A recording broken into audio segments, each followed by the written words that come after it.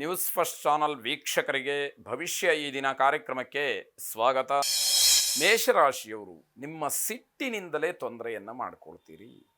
ರಾಶಿಯ ದೃಷ್ಟಿಯಿಂದ ನಿಮ್ಮ ಸ್ವಭಾವದ ಒಂದು ವಿಚಾರವನ್ನು ಹೇಳ್ತಾ ಹೋದರೆ ಸಿಟ್ಟು ಹೆಚ್ಚಿಗೆ ಇರತಕ್ಕಂಥದ್ದು, ಅದರಿಂದಲೇ ನಿಮಗೆ ತೊಂದರೆ ಅಂತಕ್ಕಂಥದ್ದು ಈ ದಿವಸ ಆಗತ್ತೆ.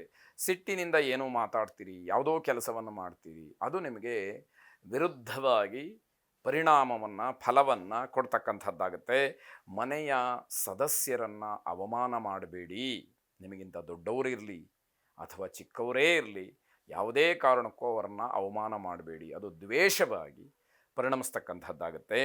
ಮನೆಯಲ್ಲಿ ಶಾಂತಿಯ ವಾತಾವರಣ ಇರುತ್ತೆ, ಆದರೆ ಅದು ನಿಮ್ಮಿಂದ ಅಶಾಂತಿಗೆ ಕಾರಣ ಆಗಬಾರ್ದು ಅಂತಕ್ಕಂಥದ್ದು. ಎಲ್ಲ ಮುಗಿದ ಮೇಲೆ ಪಶ್ಚಾತ್ತಾಪ ಪಡ್ತೀರಿ. ಕೆಲಸ ಆಗೋಗ್ಬಿಡುತ್ತೆ, ಮಾತುಗಳು ನಡೆದು ಹೋಗ್ಬಿಡುತ್ತೆ, ಆಮೇಲೆ ಪಶ್ಚಾತ್ತಾಪ ಪಟ್ಟರೆ ಪ್ರಯೋಜನ ಏನು ಅನ್ನುವಂಥದ್ದು.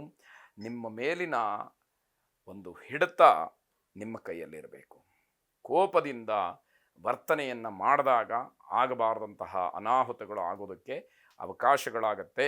ತಾಪಸಮನ್ಯುವಿನ ಸ್ಮರಣೆ ಪ್ರಾರ್ಥನೆಯನ್ನು ಮಾಡಿ ಕೋಪ ನಿಯಂತ್ರಣಕ್ಕೆ ಬರಲಿ. ವಿವೇಕದಿಂದ ಕೆಲಸವನ್ನು ಮಾಡಿ. ಶುಭವಾಗಿ. ವೃಷಭ ರಾಶಿ, ಬೆಂಕಿಯಿಂದ ಸ್ವಲ್ಪ ಅನಾಹುತ ಆಗತಕ್ಕಂತಹ ಸೂಚನೆ ಇದೆ. ಹಾಗಂತ ಏನೋ ಆಗಿಬಿಡುತ್ತೆ ಅಂತ ಹೇಳಿ ಭಯದಿಂದ ಇರುವಂಥದ್ದಲ್ಲ. ಬೆಂಕಿಯ ಜೊತೆಯಲ್ಲಿ ಏನಾದರೂ ಕೆಲಸವನ್ನು ಮಾಡುವಂತಹ ಸಂದರ್ಭಗಳು ಬಂದಾಗ ಬಹಳ ಜಾಗ್ರತೆಯಿಂದ ಮುನ್ನೆಚ್ಚರಿಕೆಯಿಂದ ಇರಬೇಕಾದಂಥದ್ದು ಮುಖ್ಯವಾಗತ್ತೆ. ನಿಮ್ಮ ಕೋಪ ನಿಮ್ಮನ್ನು ಏಕಾಂಗಿಯಾಗಿಸ್ಬಿಡುತ್ತೆ. ಯಾರೂ ಕೂಡ ನಿಮ್ಮ ಸಂಪರ್ಕಕ್ಕೆ ಬರೋದಿಲ್ಲ, ನಿಮ್ಮ ಹತ್ರ ಯಾರೂ ಇರೋದಿಲ್ಲ, ಯಾರೂ ಮಾತು ಕೂಡ ಆಡೋದಿಲ್ಲ. ಏನು ಮಾತಾಡಿಸಿದ್ರೂ ಸಿಟ್ಟು ಮಾಡ್ತಾರೆ ಅನ್ನುವಂತಹ ಭಾವನೆ ಬೇರೆಯವರಲ್ಲಿ ನಿಮ್ಮ ಪರವಾಗಿ ಬರುವಂಥದ್ದಾಗತ್ತೆ. ಮನೆಯಲ್ಲಿ ಅಥವಾ ಕೆಲಸಕ್ಕೆ ಹೋದಾಗ ಬೆಂಕಿ ಮತ್ತು ನೀರು ಇದು ಎರಡರ ಬಗ್ಗೆ ಜಾಗ್ರತೆಯನ್ನು ವಹಿಸಿ. ಎಲ್ಲೋ ಹೋಗೋದು ಪ್ರವಾಸಕ್ಕೋ ಅಥವಾ ಇನ್ಯಾವುದೋ ಮನೋರಂಜನೆಗೋ ಈ ರೀತಿ ಹೋದಾಗ ತೊಂದರೆಗಳಾಗುವಂಥದ್ದು ಹೆಚ್ಚಾಗಿರುತ್ತೆ. ಯಾವುದೇ ಆತಂಕಗಳಿಲ್ಲದೆ ಕೆಲಸಗಳನ್ನು ಮುಗಿಸ್ತಕ್ಕಂತಹ ಪ್ರಯತ್ನ ನಿಮ್ಮದಾಗಲಿ. ಮನಸ್ಸಿನಲ್ಲಿ ಏನೋ ಭಯ ಇಟ್ಟುಕೊಂಡು ಯಾವುದೋ ಕೆಲಸಕ್ಕೆ ಹೋದ್ರಿ ಅಂತ ಇಟ್ಕೊಳ್ಳಿ, ಆ ಕೆಲಸ ಪೂರ್ಣ ಆಗೋದೇ ಇಲ್ಲ. ಮತ್ತೊಂದಷ್ಟು ಜಿಜ್ಞಾಸೆ ಗೊಂದಲ ನಿಮಗೆ ಆಗುವಂಥದ್ದಾಗತ್ತೆ. ಈಶ್ವರನನ್ನು ಪ್ರಾರ್ಥನೆ ಮಾಡಿ. ಹರಶಂಭೋ ಮಹಾದೇವ ವಿಶ್ವೇಶ ಮರವಲ್ಲಭ ಶಿವಶಂಕರ ಸರ್ವಾತ್ಮನ್ನ ನೀಲಕಂಠ ನಮೋಸ್ತುತೆ ಎಂಬ ಪ್ರಾರ್ಥನೆ ನಿಮ್ಮದಾಗಿರಲಿ. ಶುಭವಾಗಿ. ಮಿಥುನ ರಾಶಿ, ನಿಮ್ಮ ವೃತ್ತಿಗೆ, ನಿಮ್ಮ ನೌಕರಿಗೆ, ನಿಮ್ಮ ಉದ್ಯೋಗಕ್ಕೆ ಸಂಬಂಧಪಟ್ಟಂತಹ ಮೇಲಧಿಕಾರಿಗಳನ್ನು, ಹಿರಿಯರನ್ನು ಸಾಯಂಕಾಲದ ಹೊತ್ತಿಗೆ ಭೇಟಿ ಮಾಡಿ. ಅವರಿಂದ ಉತ್ತಮವಾದಂತಹ ಸಲಹೆ ನಿಮಗೆ ಸಿಕ್ಕಬಹುದು, ಅನುಕೂಲವಾಗ್ತಕ್ಕಂಥದ್ದಿದೆ. ಯಾವುದೇ ರೀತಿಯ ವಾದ ವಿವಾದಗಳನ್ನು ಮಾಡಿಕೊಳ್ಬೇಡಿ.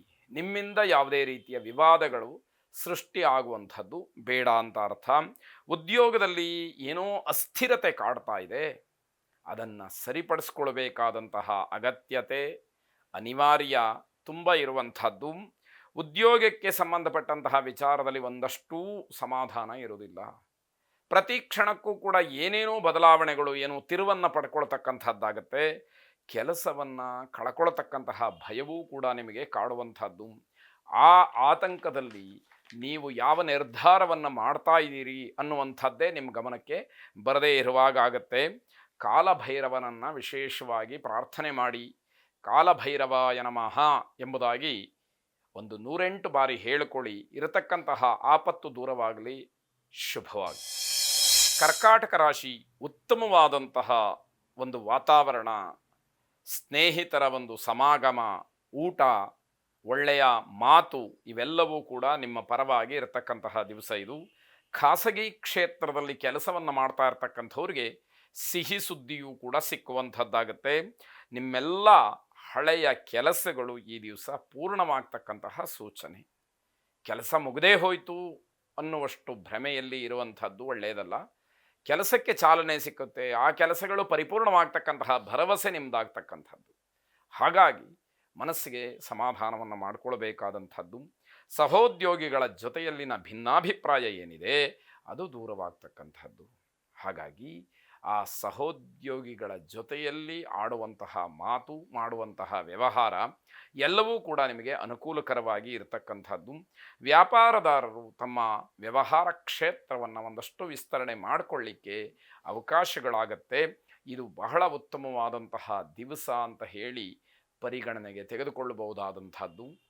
ಶುಭವಾಗಲಿ.